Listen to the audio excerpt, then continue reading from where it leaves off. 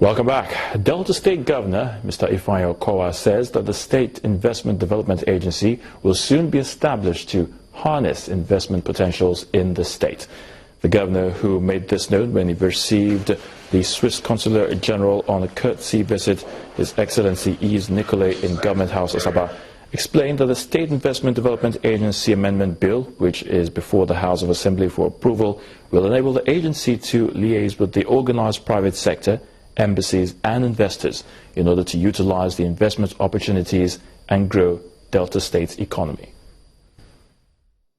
The exchange between Nigeria and Switzerland, so the import-export are still very weak. So we export for around $300 million here to Nigeria, mostly pharmaceutical products, also machinery, watches, of course.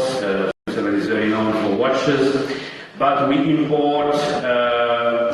So we import more, if you want, than we export, but we import only crude oil. So I will say that 98% of the imports from Nigeria is crude oil, and this is for sure something that we can improve. It's one of the reasons, because I am here in Nigeria, is to improve also this, to increase this bilateral exchange between our two countries. We're trying to improve the bilateral relations between our two countries, and by that extent, we're trying to at least take the embassy in the relationship with Lagos, because it will not always be about Lagos and Abuja in Nigeria. But Nigeria is quite vast, and there are lots of opportunities, obviously, in Delta State and the South-South oil producing states. So we would like to warm ourselves up into this relationship, and we hope that we'll be able to find common grounds to relate with each other going into the future. The Nigerian Army has started its show of force in the Niger Delta, codenamed Crocodile Smile, in its operation to rid the region of piracy, militancy and kidnapping. Now, the spokesman of the 2 Brigade Nigerian Army in Port Harcourt, Rivers State, Captain Eli Lazarus, told journalists that 15 suspects are currently in custody following the brigade's raid on black spots in Port Harcourt. While the rest have been released. These 15 will be handed over to the relevant security agencies for further interrogation. We call on all well-meaning citizens to always continue to provide the security agencies with credible information that will assist in arresting criminals in the society.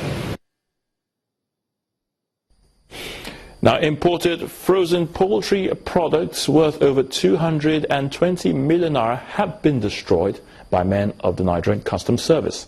The Deputy Controller General of Customs in charge of enforcement, Mr. Shola Oladishu, who supervised the destruction exercise, says the truck carrying the contraband products was intercepted by men of the Federal Operation Unit Zone C. He insists that his men are ready to continue in its ongoing crackdown on smugglers across the country. 22,917 cartons of frozen product concealed in a DHL inscribed truck, now covered with 104 empty cartons of forked oil to deceive my officers and the whole nation. But unfortunately for them, they don't know that we are well fortified. Information-wise, we are well fortified. We have our own intelligence unit and intelligence system. Well, the Nigerian Immigration Service says it's considering specialization for its officers and men in a bid to tackle some of the challenges of managing the nation's marine borders. The service is part of a workshop on migration development policy organized by the European Union migration collaborators in Lagos State.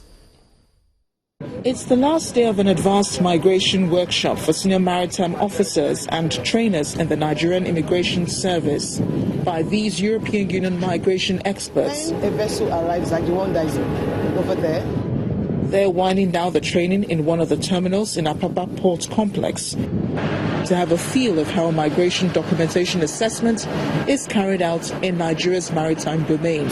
Within the framework of this specific information session, we deployed European member state experts who worked together with their Nigerian counterparts on this area and who shared expertise and good practices from the European Union, and who got to exchange on those thematic with the Nigerian counterparts.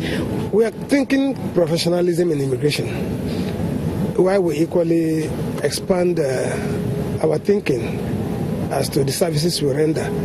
So we foresee one day somebody will set out to major in marine services.